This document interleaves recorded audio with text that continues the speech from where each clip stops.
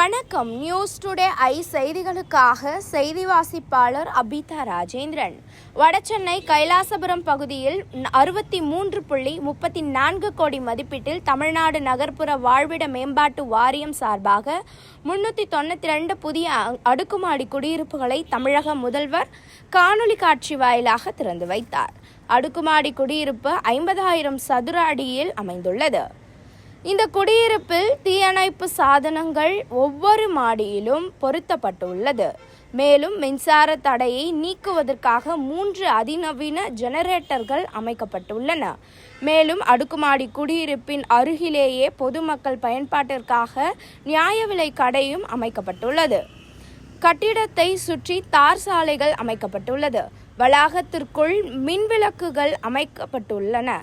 மேலும் 2 லட்சம் குடிநீர் தொட்டிகளும் ஒவ்வொரு குடியிருப்புக்குள் ஒரு நாளைக்கு 300 லிட்டர் குடிநீர் பயன்பாட்டிற்கு பயன்படுத்தலாம் என்றும் ஒவ்வொரு குடியிருப்பில் மின்விசிறி விளக்குகள் அமைக்கப்பட்டுள்ளது. மேலும் ஒவ்வொரு குடியிருப்புக்கும் 420 சதுர அடியில் அமைந்துள்ள ஒவ்வொரு குடியிருப்புக்கும் படுக்கை அறை, கழிப்பிட வசதி, சமையலறை என பல்வேறு நவீன வசதிகளுடன் அமைக்கப்பட்டுள்ளது.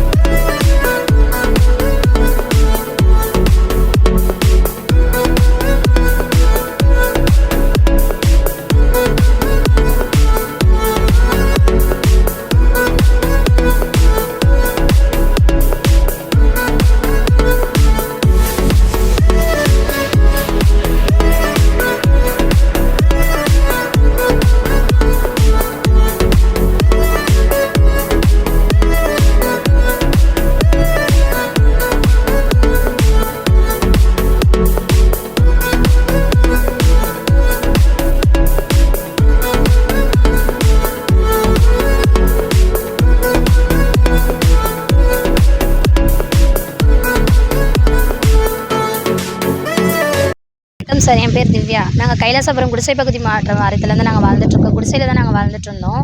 25 வருஷமாக நாங்கள் இருக்கோம். இங்கே மழை, வெள்ளம் இந்த மாதிரிலாம் வந்ததுன்னா சேரும் சகதியமாக இருக்கும். பாம்பு, பூச்சி அந்த மாதிரிலாம் இருக்கும். நாங்கள் ரொம்ப கஷ்டப்பட்டுருக்கோம். மழையில் நாங்கள் பக்கத்தில் இருக்க அரசு பள்ளியில் தான் தங்கியிருப்போம். உடைமைகள்லாம் இழந்து தான் நாங்கள் வாழ்ந்துட்டு இருந்தோம். இப்போ இன்றைக்கி 14 அடுக்கு மாடி வீடு எங்களுக்கு முதல்வர் ஐயா கட்டி கொடுத்துருக்காங்க. அவருக்கு ரொம்ப நன்றி நாங்கள் தெரிவிச்சுக்கிறோம். இதில் நிறைய வசதி இருக்குது. நாங்கள் முதல்ல பாத்ரூம்லாம் இல்லாமல் ரொம்ப கஷ்டப்பட்டுருக்கோம். நாங்கள் அந்த குடிசை வீட்டில் இப்போ இதில் பாத்ரூம் வசதி இருக்குது, லிஃப்ட் வசதி, வயசானவங்களுக்கு லிஃப்ட் போட்டு கொடுத்துருக்காங்க, குழந்தைங்க விளையாடுறதுக்கு பார்க் கட்டி கொடுத்துருக்காங்க, வெளியில் ரேஷன் கடை இருக்க எம்எல்ஏ அவர்கள் ரேஷன் கடை கட்டி கொடுத்துருக்காங்க. இந்த மாதிரி நிறைய உதவி பண்ணியிருக்காங்க. எங்களுக்காக ஹெல்ப் பண்ணியிருக்காங்க. இப்போ ஃபயர் எதனா இதுவாகிடும் அப்படின்னு சொல்லிட்டு ஃபயர் எக்ஸ்டென்ஷன் எல்லாமே வச்சுட்டு பாதுகாப்பாக தான் எங்களுக்கு கட்டி கொடுத்துருக்காங்க. இவ்வளோ உதவி செஞ்ச முதல்வர் ஐயாவுக்கு நாங்கள் ரொம்ப நன்றி சொல்லிக்கிறோம். எம்எல்ஏ ஐயாவுக்கும் அவங்களுக்கும் நன்றி சொல்லிக்கிறோம்.